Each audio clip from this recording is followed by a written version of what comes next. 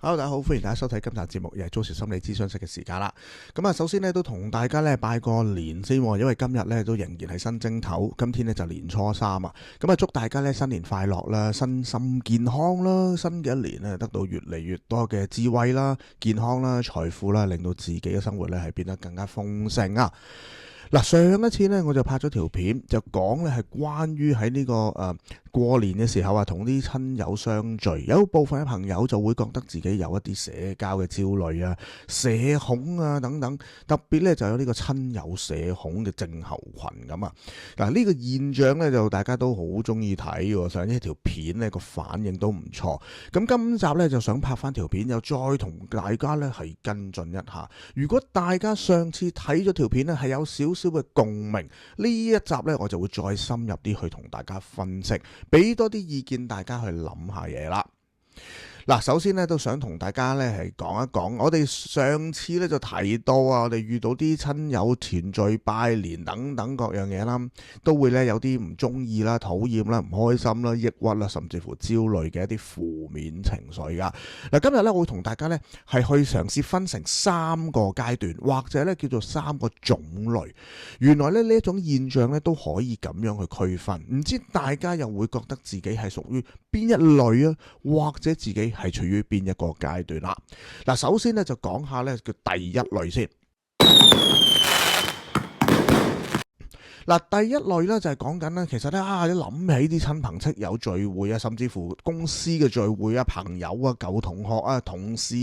啊、春茗啊等等啊嗰啲咧，已經咧係心裏邊咧生起一啲負面嘅情緒啊，唔開心啊，覺得咧啲人啊虛偽啦，又覺得自己咧要去應酬啊，有煩啊，唔想去啊等等。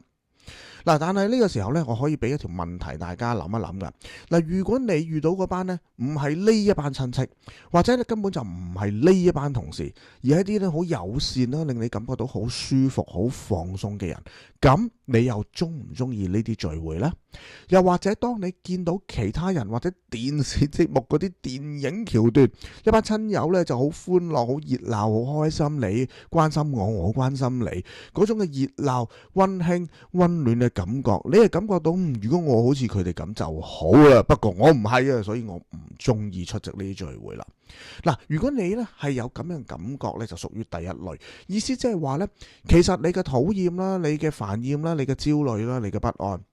只係基礎於咧一啲有條件性嘅負面情緒啊，即係話咧你嘅親朋戚友啊、公司同事啊、同學啊等等啦，佢哋嘅表現或者同你嘅相處方法係不似你嘅預期，但係其實咧你都好中意熱鬧，你都好中意應酬，好中意呢啲嘅聚會，只不過咧就遇到唔合適嘅人啦，或者係遇到一個唔合適你嘅情景，令你咧係反感嘅啫。嗱，如果係咁咧，你屬於第一類。第一類嘅朋友唔需要定義自己有什麼社恐、什麼社交焦慮、什麼唔中意過年等等。其實你好中意過年，你好中意社交噶，不過你係唔中意同你現實上面嗰班人嘅相處啫。嗱，如果你遇到係咁樣嘅情況咧，Joseph 就會建議，其實你唔需要從咧一個所謂情緒問題去處理噶，反而咧係同你嘅社交技能啦、你嘅溝通方法啦，或者咧係你一啲認知同埋行為上面去處理啦。嗱，我哋成日講啦，CBT 就係啲認知啦。好似我第一條片都有提過，如果你已經係想像或者你認為啦，你對住呢一啲親朋戚友啊、同事同學啊等等啦，係一定咧會有唔理想、唔好嘅情景而生起你而家有嘅不安嘅話咧，其實我哋可以嘗試去挑戰自己，呢啲情景又係咪一定會出現嘅呢？係咪必然會存在呢？佢哋係咪一定會講呢啲說話呢？我係咪一定會尷尬呢？我會唔會有個機會係安安樂樂、開開心心？其實食完餐飯或者出席完呢個 party，跟住好開心就翻屋企嘅呢？嗱，哪怕呢，只係有一啲嘅機會去顛覆翻你原先有嗰種負面嘅情景啦，其實呢個問題呢就會自然地解決噶啦。又或者正如我頭先所講，改善自己嘅溝通方式啊，或者改善自己嘅人際關係技巧啊，話唔定嗰個好中意人際交際、好中意熱熱鬧鬧、開開心心嘅嗰個自己，就可以實踐到一個咧真係開開心心、熱熱鬧鬧嘅社交場合啦。嗱，呢個咧先至係真正嘅自己，先至咧係令到自己咧係真係係開心啊！好啦，咁我哋嚟到第二個情景。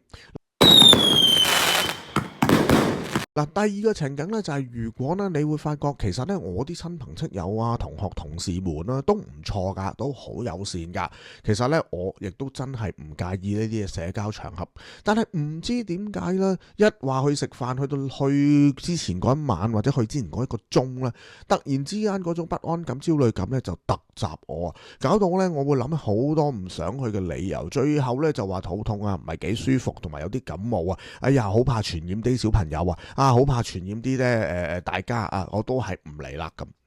嗱，呢一種臨場出現嘅不安嘅突襲，而你嘅理智又明明知道自己本身都好想去、好想出席、好想咧係一班人開開心心。咁呢一個情景咧，我就會定義為咧係你嘅潛意識當中有一啲嘅經歷咯，令到你咧係突然之間咧係被勾起咗噶。譬如可能曾經好細個喺某個社交場合裏邊咧，可能咧你好尷尬啦，或者好恐懼啦，或者係令到你好唔開心。嗱，成長嘅過程裏邊咧，你其實都忘記咗呢件事噶啦。你亦都知道咧，其實自己絕對有能力去應付呢啲社交場合啦。不過咧，突然之間話去啦啊，着鞋出門口嗰下咧，細個嗰種潛藏恐懼又再被勾起。嗱，處理呢種嘅現象咧，我哋就唔係認知行為治療啊，或者認知行為調整啊，或者咧係改變你嘅想法咁簡單啦。因為你嘅想法都唔需要改變，你都成熟咯，你都長大，你都好清楚咯。只不過臨埋門嗰一腳被情緒突襲啫嘛。嗱，呢種情況咧，我哋就喺潛意識上面着手，可能通過一啲嘅催眠啦、一啲嘅暗示啦，或者一啲嘅儀式係幫你去驅走你內心嗰種咧係揮之不去嘅不安，令到你嘅外在，即係你嘅意識層面，同埋你嘅內在啊，即係潛意識層面咧，都係一致嘅啊！好想去呢個場合，同時都係放心、興奮同埋期待，去到最尾嗰下咧都係順利出門嘅。嗱，呢種咧我就會定義為屬於第二類對於呢個社交場合嘅抗拒嘅類別啦。好啦，第三類啦。第三類咧就係話咧，其實咧我都好想去呢個社交噶，我啲親朋戚友、同學同事亦都係好好人噶，我亦都咧係冇任何嘅創傷嘅，但唔知點解咧講起社交咧，我就好想退縮啊，心裏邊咧係冇動力啊，落唔到床啊，換件衫都冇心機啊，咁啊真係唔知點算啦。嗱，如果你覺得咧，你真係咁嘅情況，第三類嘅情況啦，咁我就會建議你真係要去睇下醫生啦，因為好可能真係你個大腦嘅傳遞物啊，所謂成日講嗰啲血清素啊、多巴胺啊失衡，所以咧先搞到你咧，無論你嘅認知上面，你都認知到自己係中意熱鬧開心。事實上、現實上、客觀嘅情況，亦都咧，你啲親朋戚友咧係對你好友善啊，亦都係揾唔到任何嘅即係童年創傷或者潛意識裏邊嘅恐懼，咁仲唔係個大腦有一啲嘢出咗問題？嗱，不過咁根據 Joseph 嘅經驗咧，其實第三種咧，我相信咧就唔係咁常見噶。好多時咧，自己認為係第三類別，真係要去睇醫生食藥啊，搞個腦嘅朋友仔，係只不過咧係唔知道原來你都係第一種，或者你可能係第二種，你亦都冇去詳細分析或者去挖掘或者去處理第一或者第二種所出現嘅情況，你就誤以為自己係第三種啦。而你喺睇醫生嘅時候，醫生亦都唔會同你去挖掘你係咪第一種同埋第二種嘅。你嚟得我已經假設你係第三種，咁梗係開啲藥俾你食下啦，鎮靜下你個腦啦，等你咧唔好諗咁多啦。希望嗰啲負面畫面同埋思想咧就可以壓制一下啦。嗱，好多時殊不知咧，呢啲藥食咗之後咧，冇錯，你冇諗負面嘅嘢啊，但係仍然都冇咩動力，亦都唔係好開心，亦都唔係好興奮去拓展自己嘅社交，或者咧係見下啲親朋戚友啊。所以結果咧都係冇變到嘅，咁對你嘅生活咧其實又好似冇乜幫助啦。好啦，嗱，以上咧我就用類別去講啦。其實咧我哋都可以有另一個理解嘅。好多時咧啲朋友咧都唔係淨係得一類嘅，有第一類，譬如可能真係咧係發生過咧，即係客觀環境啊，有啲親朋戚友、同學同事咧得罪咗你啦，令到你唔開心，好尷尬啊。跟住你就記住佢，一度記住佢，一度咧就想像好多負面嘅情景，於是乎慢慢咧入咗你個潛意識啦。到第時咧，就算唔係呢個親朋戚友，唔係呢啲同學同事咧，你都唔知點解勾翻起。於是乎第二個類別嘅問題又出現啦。嗱，長久落去咧，你個大腦個神經回路咧已經慣咗係咁噶啦。於是乎咧，影響埋你個大腦嗰啲神經遞質嘅分泌啊，同埋平衡程度。於是乎出現埋第三類嘅問題，一二三部曲就令到咧你出現種種嘅社交啊、焦慮啊、社交恐懼等等啦。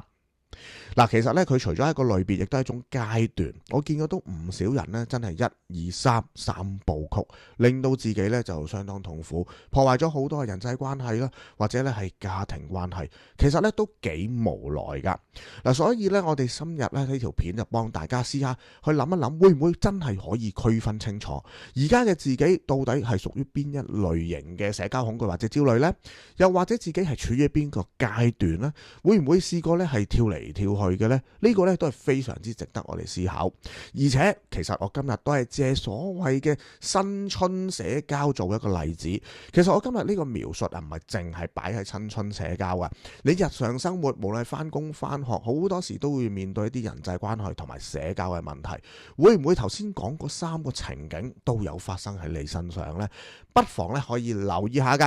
好啦，咁今日呢條片咧就跟進到呢度啦。如果大家有乜嘢睇法，或者你自己第一、第二、第三個階段，好想同我哋分享下呢，都希望喺留言區可以話俾我知啦。好啦，今日講到呢度，我哋下次再見，拜拜。